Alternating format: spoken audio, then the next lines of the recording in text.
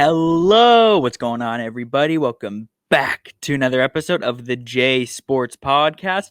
I'm your host, Josh Winokowski, and we're getting into part 2 of our weekly recap. This episode is going to be MLB, basically all MLB. There's no really NHL stuff to talk about at the moment or right now. Really just getting ready for the playoffs at that point in the NHL, which is coming up. Anaheim Ducks, I believe, have 8 games left. They're not looking like they're going to be anywhere near the playoffs, but playoffs are coming up soon. We're going to have some more stuff about the NHL then, but this episode is going to be all about the MLB, what happened this week. I'm going to have my performers of the week because I have decided my performers of the week is going to be one hitter and one pitcher. And just recap what's gone on in the MLB this past week. So without further ado, let's get straight on into today's episode. So first I'm going to talk about what's fresh, what's new, and, basically where we left off last MLB recap, which was Dodgers-Padres. Dodgers had taken the first 2 games of a 3-game series in San Diego, and going into Sunday, it was Trevor Bauer versus Blake Snell, which was a great matchup. Again, it was another good game. Dodgers got on the board first, taking a 2-0 lead, but the Padres would score 5 unanswered in the game. Bauer only gave up 1 of the runs, and the bullpen gave up the rest of the other 4, which I believe included 3 in the 8th, to give them a 5-2 W. And the Padres would avoid the sweep and take game number 3 of the series. And then Thursday, Friday, Saturday, the Dodgers and Padres played again, but this time back in LA at Chavez Ravine, with Thursday's matchup again going to the San Diego Padres. Again, these were all very close. Friday's game got out of hand, but for the most part, very close, very good games. Thursday's game was a score of 3-2 in favor of the Padres, as the Padres would take an early 2-0 lead, but in the bottom of the 7th, the Dodgers got back-to-back home runs from A.J. Pollock and first career home run for Sheldon Neuse, tying the game up. But unfortunately, it was in the top of the 8th where Jurickson Profar gave the Padres the lead with a it was a double play. Yeah, came up. It was a double play, and but scored a run, and that was enough to give the Padres a 3-2 victory.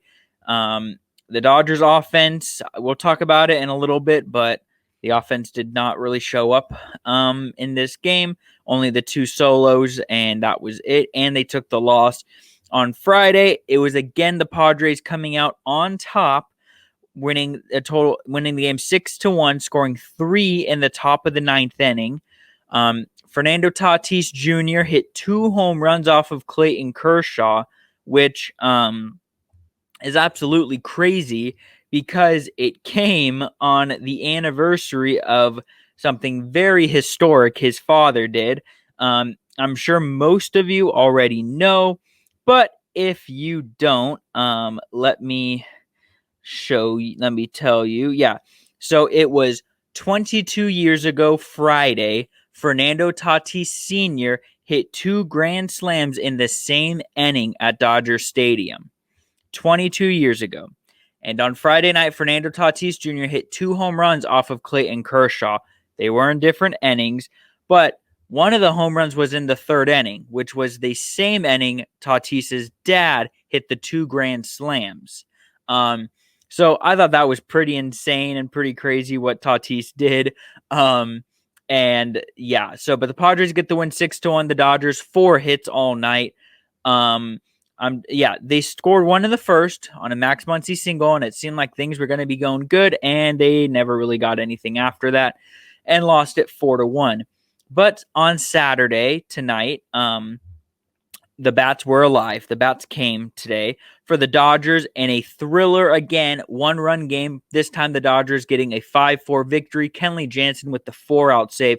Trevor Bauer with his 3rd win in Dodger blue. He has left every start with the lead in 5 starts with the Dodgers. And a 3-0 record, 2.53 ERA. He has been really great since coming to LA. But Tatis, he hit 2 more home runs. Insane. Absolutely insane. That Tatis did that. 2 more home runs. Both of them were off of Trevor Bauer. And this game was decided in the bottom of the 6th for the Dodgers. They scored 3 runs in the bottom of the 6th, which gave them, at the time, was a 5-3 lead. They scored. It was on a loaded bases, Mookie Betts walk, and then Corey Seager getting a base hit to knock in 2. So in 6 games against the Padres, we'll talk about Seager's slump in a minute. In 6 games against the Padres, Seager has 3 hits. 2 of the hits have been game winners. He hit the home run in the top of the 12th in San Diego, and then he hit the single tonight. And his other hit came tonight as well. So games 2 through 5, Seager was 0 for, which is crazy. But yeah, that was the deciding factor. On a wild pitch, the Padres made it 5-4 and made it interesting in the 9th. Jansen, again, 4-out save. The tying run was at third base with 2 outs, and Jansen struck out Trent Grisham on a 95-mile-per-hour fastball. And Jansen's looked really good. I've liked what I've seen from him early on this year, picking up his 5th save of the year. And so Sunday, preview for Sunday, it's going to be Dustin May versus Joe Musgrove. May with a 1-1 record with a 2.93 ERA. Joe Musgrove, Mr. No-Hitter. He is 2-2 with a 1.04 ERA for the Padres. So I think, again, this game will be on ESPN, 4 o'clock start. Going to be a good, entertaining game. I'm looking forward to it. And the Dodgers look to avoid losing the series and get out of there with a split, which I think the Dodger fans would be very happy with, considering the way they played. I mean, the Dodgers played all right, but there were a few plays. Sheldon Noisy in game 1 hit a rocket that turned into a double play, which would have brought in the tying run in the 8th, I believe. Yeah, in the 8th. And then in the 6-1 loss, Betts came up with the bases loaded and hit a rocket straight to Machado. That ended the inning, and then the Padres did what the Padres did, and that was score 3 in the top of the 9th. So today the bats were good for the Dodgers. They got the hits, 12 hits tonight. So, yeah, good to see them playing well. But, before we move on, let's get into this Dodgers slump, because they've been slumping lately. Ever since, before tonight's game, here's what the Dodgers have done on offense since last Friday night. So that was the 12-inning game, the one where they won 11-6. So after that game, starting on Saturday the 17th, the Dodgers beat the Padres 2-0. They lost 2-5. Then they go to Seattle, lose 3-4, win 1-0. Then they had an off day. Then they lost 3-2, lost 6-1, and then tonight they finally got. So almost for a week, from Saturday the 17th until Friday the 23rd, the most the Dodgers scored was 3. That's it. 3 runs, which, yes, they have great pitching, but you need to score a little bit in today's baseball, more than 3 runs. That's 3 runs. And then tonight, obviously getting 5. The bats look good. I hope this slump is over for Seager and the Dodgers. Seager, his batting average going into tonight was all the way down to 250.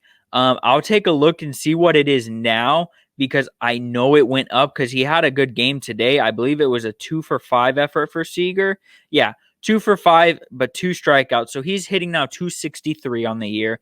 He was down to 250. Justin Turner has stayed hot and consistent through this little offensive slump. He's still hitting 356 on the year.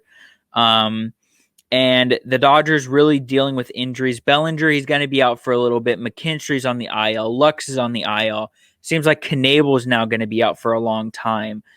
Taylor came back tonight for the first time in a little while, which is really promising and good to see. So the depth is really being tested for the Dodgers. But, from those games, they split with Seattle, and then they're 1-2 against the Padres. So they're 2-3 since that game. So since Saturday the 17th, they've won 3-3 since that game. which scoring the 1-0 win was Julio Urias was dominated, only gave up one hit. There was only 3 hits in that game. And so really seeing this offensive slump and still being able to go 500, I think we're okay with that. I hope this slump is done, though. I hope Seager gets back to normal because we need him. We need those bats to be alive. I know we have great pitching, but when the bats are alive, it relaxes the pitchers. It really does. So hopefully the bats come alive, but that's really it to talk Dodgers, what's going on with them. They've been slumping real hard. Batting average has been going down, not getting a lot of hits. But tonight, it seems like they broke out of that, and hopefully that is the last of the slump. I will say, though, I would rather see my team slump now than slump in September, because you don't want to be in a slump going into the playoffs. That's no good. It's no fun, and it's really, really hard. So, I am totally okay with the way, the slump now, just get out of it. And I'd rather them slump now than slump in September. So, it's okay. And hopefully there's no more of it, though. As the Dodgers go for the split against the Padres tomorrow. Be sure to watch that. Again, entertaining, been a great series. Tatis tonight, real quick. He hit 2 home runs off of Trevor Bauer today, and he did a little celebrating, which I'm all for that. I love this celebrating in baseball, and I'm not going to sit here and I'm not going to bash Tatis right now. I just want you to know that right now. I'm not going to bash Tatis. Nope, I'm not. Because so after the first homer, he covered the one eye because, Bauer did the one eye thing in spring training. And then after the second one, once he got to home plate, he did the little strut that Bauer likes to do. He did that. And, and that was entertaining. And luckily, because I'm recording this like right after the game, and I saw this. This is what Trevor Bauer said after the game. He said he loved Fernando Tatis showing him up after the 2 homers. And he said, in quote, "If you give up a homer, a guy should celebrate it. I'm all for it." I love that. Bauer gave up 2 homers. One of them was outside of the strike zone, but still, he hit a homer and he celebrated. Bauer strikes out. He does his little sword. He did his sword thing again today, and he celebrates. So I'm okay with it. I think everyone should be okay with it. I think the one thing, though, is if hitters can celebrate, pitchers can celebrate. It's got to be 2 ways. No one-way street here. This is a 2-way street. And so that's all I'm going to say to that is if hitters can bat, flip, and celebrate, pitchers can celebrate doing their sword, doing their strut, tossing the hat, whatever. Pitchers can celebrate, and so can hitters. It's got to be a 2-way street. That's all I'll say to that. It's got to be a 2-way street. Can't be 1-way. But yeah, Tatis has been going off. We'll talk about him in a little bit more, a little bit later. But now we're going to go to the hottest team in baseball right now, and a team that me and George kind of bashed on after 1 week, which shows anything can happen. The Oakland Athletics started the year 1-7, and they are now 14-7. That's right. They've gone on a 13-game win streak. Absolutely nuts. Absolutely nuts. And it's not like they have beaten bad teams. It's not like they're beating up on some bad teams. So I'm pulling up their schedule right now, just looking for it real quick. The Oakland Athletics, and there they are. So here's who they played. I know Minnesota, so let's see. So the win streak started. They beat Houston a few times. I don't think they were in a COVID protocol yet. They beat Arizona, then they beat Detroit, then Minnesota, then Baltimore,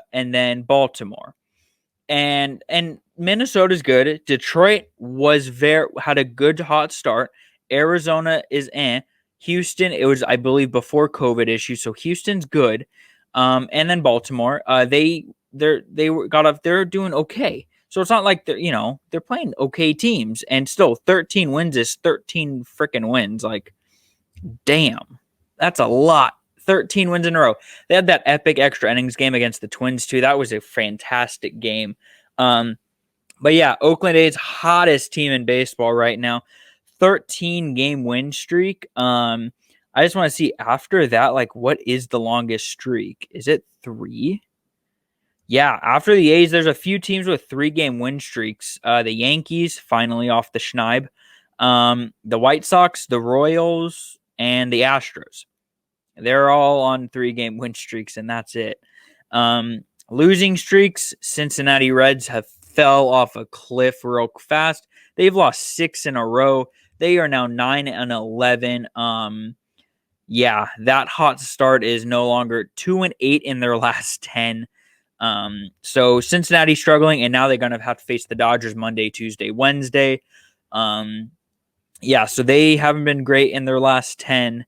Let's see. I mean, the Royals really surprising everyone right now. 12-7, leading the AL Central. 7-3 in the last 10. They've been playing really great baseball, really good team baseball. Salvador Perez has been absolutely insane this year with the bat. He's been playing really well, and good for Kansas City. Glad to see that. It's fun to see these teams that you don't expect to do good. It's always fun to watch that kind of stuff happen, and I love watching that. But yeah, one thing I do want to mention though, Houston Astros talk. And no, this is not going to be bad. This is not going to be bashing the Astros. This is actually going to be, I don't want to say praising the Astros, but I just want to talk about an Astros player. Kent Emmanuel, Astros rookie pitcher, came in today after the Astros starter Jake Odorizzi left with forearm tightness with 1 out in the first inning. And Kent Enamel, all he did was throw 8 2/3, gave up 5 hits, 2 runs, 5 Ks, and got the win as the Astros won tonight 16-2. Kent Enamel also became the first pitcher since 1974, which was John Monafusco, to pitch 8+ innings in relief and get a win in his MLB debut. So, Kent Enamel, he was a pitcher prospect for the Astros, and a little quick story that I kind of want to talk about and kind of get into a little bit and give my opinion. First of all, great job, Kent. Hell of a performance. There was no Mike Trout in the lineup. I don't care. You still went 8 2/3, gave up 5 hits, 5 strikeouts, 2 earned runs. Like, that's great. That's great pitching out of the bullpen and really out of nowhere, because you're not going into that game thinking I got to come in the first inning. That wasn't the plan. Their pitcher got hurt. So he's got to, 1 minute he's sitting over there, probably in, the big bullpen jacket and just sitting there spitting some seeds and relaxing. And now you're like, hey, let's go. And all he did, 8 2/3, finished it off. That was amazing. I thought that was freaking crazy. I watched the highlights real quick on it. He looked good. So Kent Enamel, interesting story about him. He wears the number 0 for the Astros, and he told people why he wore number 0. And that was for the number of games I deserved to be suspended last year. So last August, Enamel said this week after his call. So he got called up from the Astros this week. And he chose his number. And this was a story that he told last week on why he's choosing number 0 is for the number of games he deserved to be suspended. MLB suspended him for 80 games last August after he tested positive for a PED, DHCMT, or oral turnable. Did I say I'm saying Enamel? Emmanuel. I'm sorry, I can't read. Okay. Ken Emmanuel. So Ken Emmanuel was suspended 80 games last August for a PED, and he said at the time he didn't knowingly ingest a steroid at the time. And his tracing was 7 pictograms of the DHCMT that got into his body, or in his system. He said, I know I have never knowingly or intentionally taken oral turnable. And he is on board with a few other people who want the MLB to adopt a 100 pictogram threshold for suspensions. He also questions whether the PED he took actually enhanced his performance, only being 7 picograms. So, or 7 picograms. Okay, a 7 picograms is very little trace, and he got 80 games, and it was a very little trace in his body. So, I feel like this might be something that comes up in the winter meetings. I think it's gonna change. I don't think it's gonna be 100 though. I think they'll meet in the middle. I think they're gonna do 50. I think it'll be 50 picograms for suspensions. So he only had 7. That's not a lot, and he got suspended 80 games. And he said he never knowingly did it. Who knows how truthful that really is? It seems pretty truthful, but again, you never know. And really, how much of an advantage is 7 picograms going to give you? Right? Like, how much of an advantage is that going to give you? I don't know. I don't think it seems like that much of an advantage over someone who doesn't have any. I think if he was knowingly taking it, he would have taken more than 7 picograms of this, right? If he was really out to use PEDs and cheat, he would use more than 7, right? He would use way more than that, I think. So I don't think he knowingly took it, because, people are, they find like over 100 in there, and they're like, I didn't know. Like, okay, dude, okay, you took some if you're over that threshold. Like, but 7, I think I do believe him that he unknowingly took it. But nevertheless, freaking amazing story. 8 2/3 in relief tonight. So really, happy for Kent Emmanuel. Congrats on the win. And yeah, I just want to tell that story because I thought that was pretty awesome, hearing that kind of story about him and that interesting suspension. And we'll see because he's not the only one on board with the 7 picograms thing. There's a few other players on board with it. So we'll see what happens with that. But just a few things I want to go over before this episode, again, very short because, not a ton of news going on really in MLB. It's just a bunch of, the 13-game win streak, just some injuries going on in the MLB because the big players have been caught with the injury bug. Cody Bellinger, he got hurt against Oakland. I think he fractured fibula or hyperextended it. He can hit and throw, but he can't run. It seems like he's going to be out. It seems like anywhere between 2 weeks to a month more, and then hopefully he's back. So hopefully he's back sooner rather than later. But again, I don't want to rush him back. I want him to come back fully healthy and ready to play. So, yeah, hopefully he's back soon, though. Dodgers are missing his bat in the lineup right now.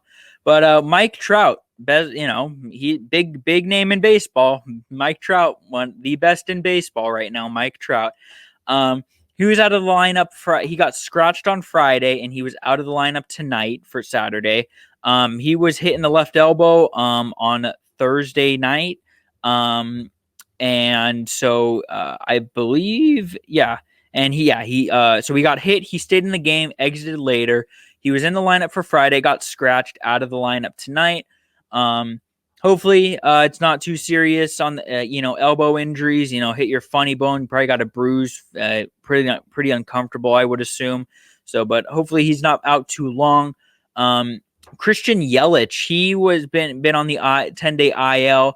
I believe he was eligible to come back on today. It was either today or yesterday. He was eligible to come back off the IL, but instead he was getting an MRI on his lower back stiffness that he's been dealing with. Yelich, he said he's very frustrated. He just wants to find out what's going on so he can heal and get the right treatment. So hopefully that MRI revealed something that at least can lead to what's going on and he can get back onto the field because he's a big part of this Brewers team. Let's be honest, big part of this Brewers team. Those are the big injuries, really. Those are the big names. again, like I said, Dodgers have a ton of injuries, but those are really the big names. Jock Peterson is on the 10-day IL for the Chicago Cubs. But yeah. Dinelson Lamet for the Padres, big pitcher for them. That's right. I forgot about this. He got placed on the 10-day IL with right forearm tightness. He made his season debut on Wednesday with the Brewers. He felt discomfort and left the game after only throwing 2 innings. So it wasn't like it was late in the game. It was early on. He was feeling the tightness in his forearm taken out, and now he lands himself back on the IL. He's a big pitcher for the Padres. They've had a ton of injuries as well. Hopefully he's back soon for them. A couple more things I want to talk about before I'm going to do a standings update and performers of the week. But before that, this guy was I guess we'll say honorable mention for performer of the week. Is Corbin Burns of the Milwaukee Brewers. Absolutely insane what he's done. Let me show you. Well, not show you, I guess tell you, because I can't show you unless you're watching on YouTube and you see me. Corbin Burns, he set an MLB record for starting out the year with the most consecutive strikeouts without allowing a walk. That's right. 40 strikeouts. No walks yet for Corbin Burns. He has been absolutely filthy this year. And yeah, no pitcher's ever done this. I believe the record was 31. And he obviously passed it. So he is also the first pitcher in the modern era to have 40 plus strikeouts, no walks in any 4-start span. Any, not just beginning of the year, not just the middle of the year, not the end, in any four-start span. 40 strikeouts, 0 walks in 4 starts. So he's averaging 10 strikeouts a start. Corbin Burns has been absolutely filthy for the Milwaukee Brewers. Here's Corbin Burns' stats for the year. 2-1, 0.37 ERA, 40 strikeouts, no walks. This guy, I'm pretty sure I talked about him on my last podcast. Watch out for him. Watch out for Corbin Burns. You're going to want to keep an eye on him because he's the real deal. Him and Woodruff are looking really good together, these two. So Corbin Burns, congrats on that threshold. Freaking awesome. Super cool. So now we're going to get into the next part. It's going to be my performers of the week. Now, in the hitter column, I had trouble because there were 2 people I really wanted to pick that I was going between. There were 2 guys, 2 great hitters that I was going between, and it was tough. I'm still, as I'm talking right now, I'm still not like for sure set on who I want to pick. I'm just double checking one specific stat, and I think I know who I'm going to go with here. Let me see. In his last 7 games. Yeah, I am. Okay.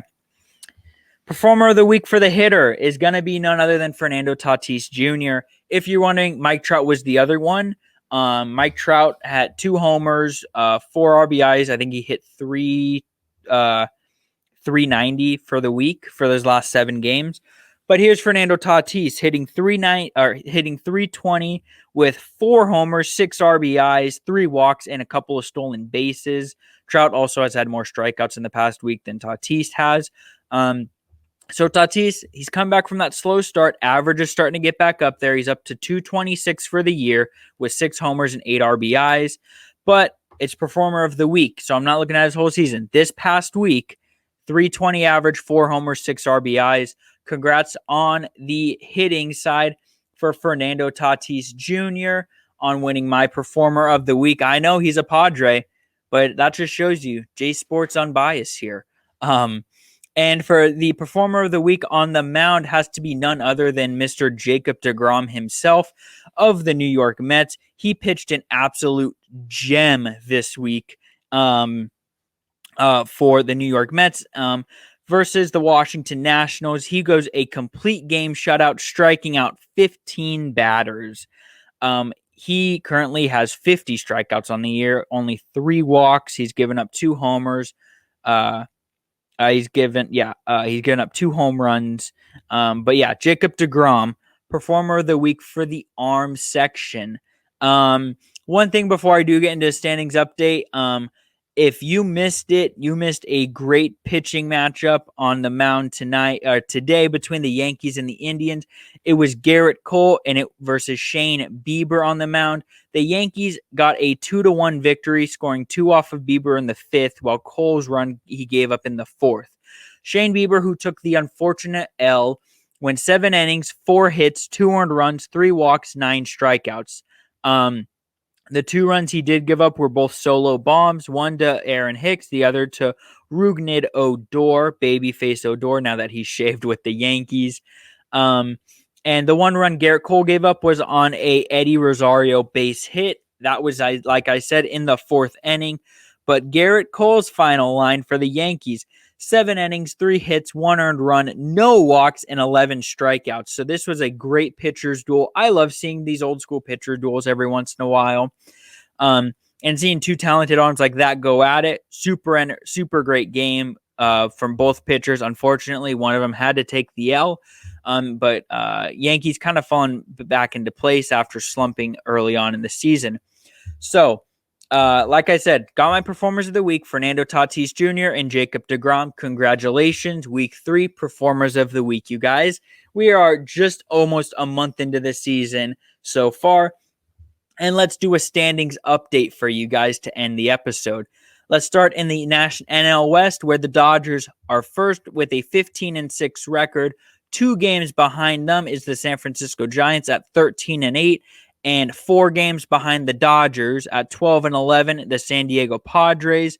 Then we're getting to the sub-500 teams. Arizona 9-11, 5.5 back, and in last place the Colorado Rockies 7-13, 7.5 back behind the Dodgers.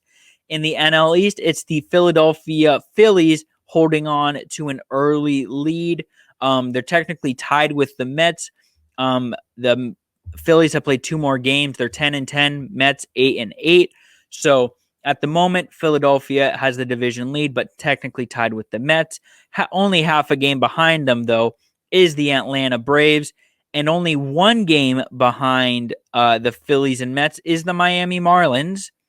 And tied with the Miami Marlins is the Washington Nationals.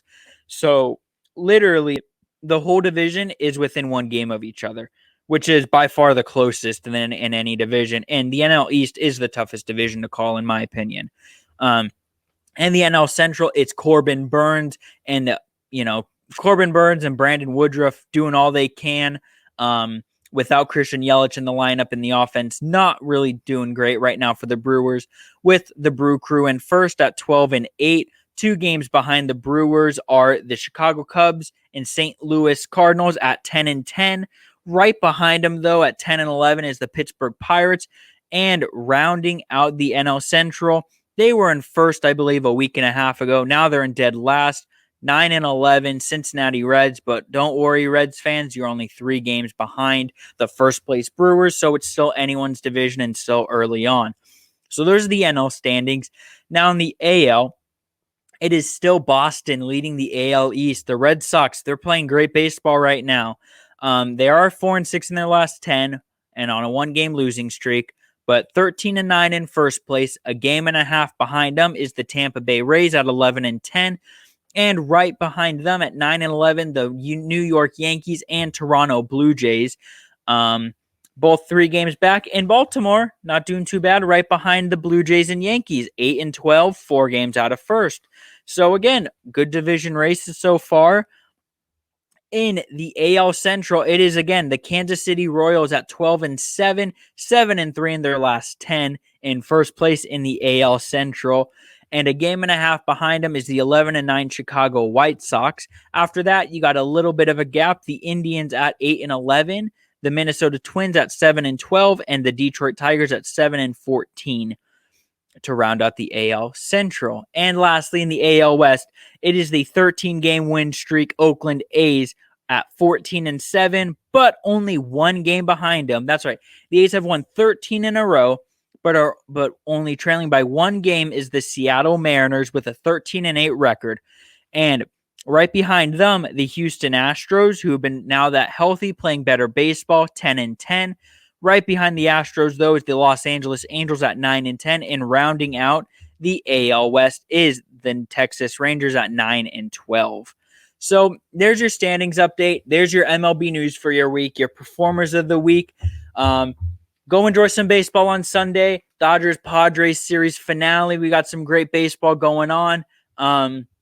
And coming up, we got some NFL draft stuff coming, NBA playoffs, NHL playoffs, more MLB news going on, and I will be giving that all to you.